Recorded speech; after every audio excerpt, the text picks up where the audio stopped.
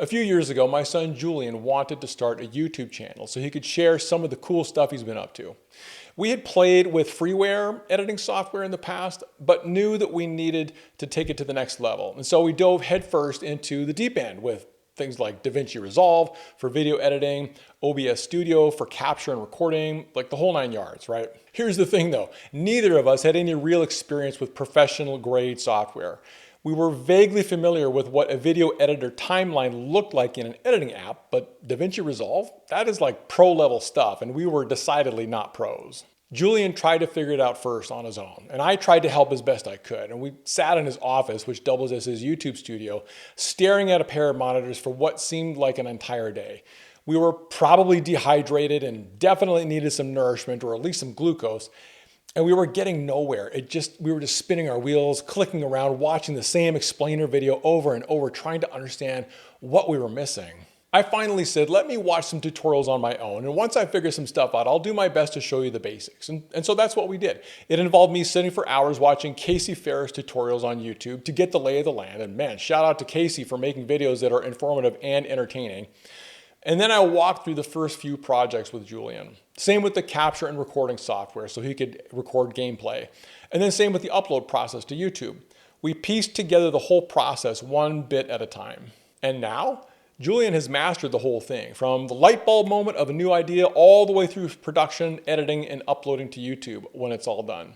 The only time I'm ever involved now is when he's attempting something brand new and can't figure it out on his own.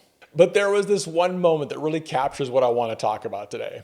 We were trying to learn FL Studio, which is a digital audio workstation for music production.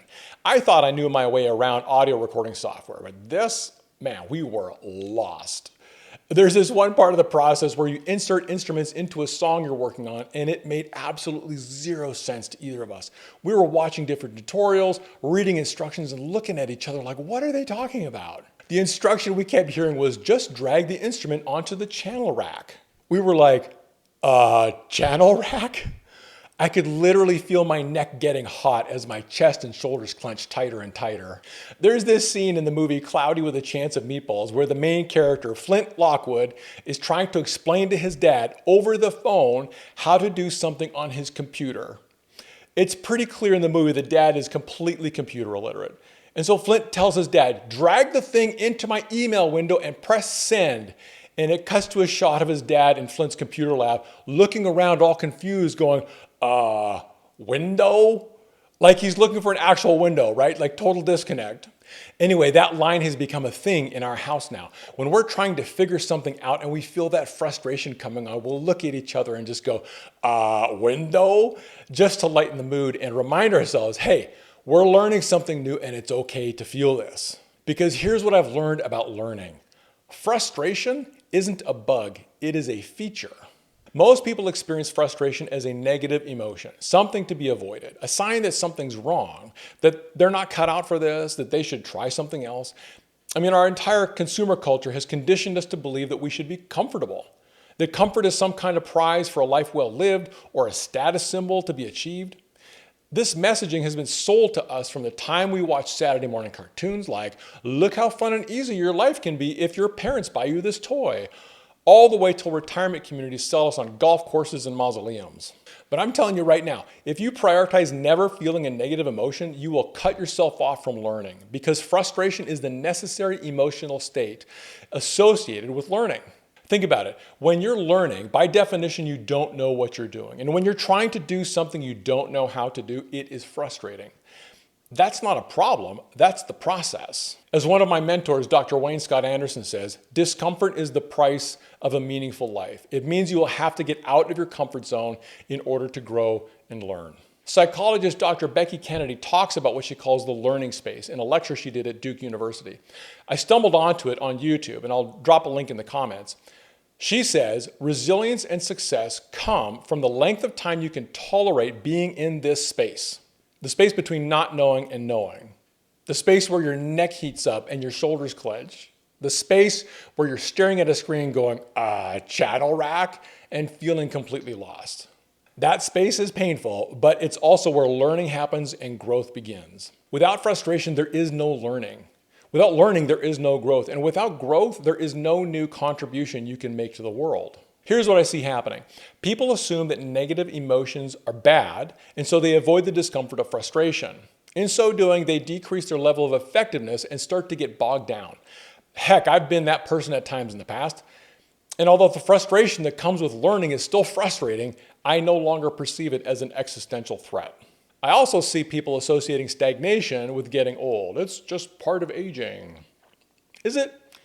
I think it's a mindset thing. I know people well into their 70s and 80s who still embrace the discomfort that comes with learning and growing and who are still making relevant and meaningful contributions to the lives of others. The world we live in is only ever going to get more complex. As we age, it's in our own best interest to keep an open growth mindset, or else the complexities of the world are going to overwhelm us. If you cut off learning and growth from your life, you're not staying still, you're going backwards. As life becomes more complicated, we must grow to meet the demands it throws at us, because if we don't, we're going to sink. So what do we do when we hit that fog of frustration, feeling completely lost? The first step is awareness. Recognize what's happening. Label it.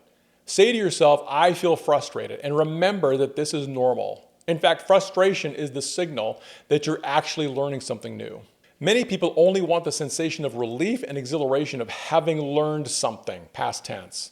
They want the eureka moment, but they don't want the frustration that leads up to it. That's like wanting the summit without the climb. And I get that, it's tempting, but it's just not realistic. When you're unaware of what's going on, the default reactions are either to withdraw or to attack, and neither is productive. Instead, once you recognize what's going on, get curious and lean in. Pause what you're doing. Acknowledge that you're learning something new, heading into uncharted territory. Look around. What else is there to learn? What other resources might you marshal as you press forward? Do you need to take a break? Go to the bathroom or get something to eat, maybe a sip of water. Take a nap even. Then when you're ready, press forward and engage the new material and be confident that you'll be able to put it all together soon and make something new happen. Julian and I stopped to make a cup of tea after our channel rack moment. We eventually figured it out. Mostly. It took us a while. Honestly, I understand about 3% of what that software is capable of, but we figured it out because we didn't bail. Now, there may come a time when you are truly in over your head. You just don't have the talent, the aptitude, or the capacity required to learn and execute the new thing. Real constraints do exist. Age, competing priorities, cognitive and physical limits. If you're trying to get into med school, but you just failed your third attempt at biochem, it may be time to consider a new career path. I'm not suggesting that every obstacle is surmountable. What I am suggesting is that if you maintain a growth mindset and remember that frustration is part of the practice, you'll go a lot farther in life than those who shy away when the going gets tough. And you'll only discover your true limits by pressing into the discomfort, not by retreating from it at the first sign of difficulty. So here's what I want you to remember. Frustration plus learning equals normal. Frustration is not a sign you're doing something wrong. Frustration is a sign you're doing it right. It means you're in the gap between where you are and where you're going. It means you're growing.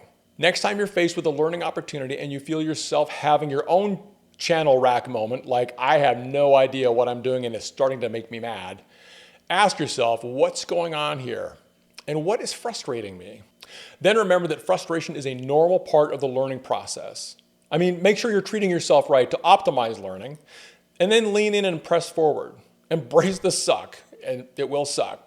Keep going. The ability to tolerate frustration over the long haul is what creates success. So get comfortable being uncomfortable. I hope this is helpful. If it is, share it with someone you care about. And I'd love to hear your thoughts and stories in the comments. This is the kind of thing I'm writing about in my new book, which will be released later this year. If you'd like to join the waitlist, visit me online at mycoachdave.net.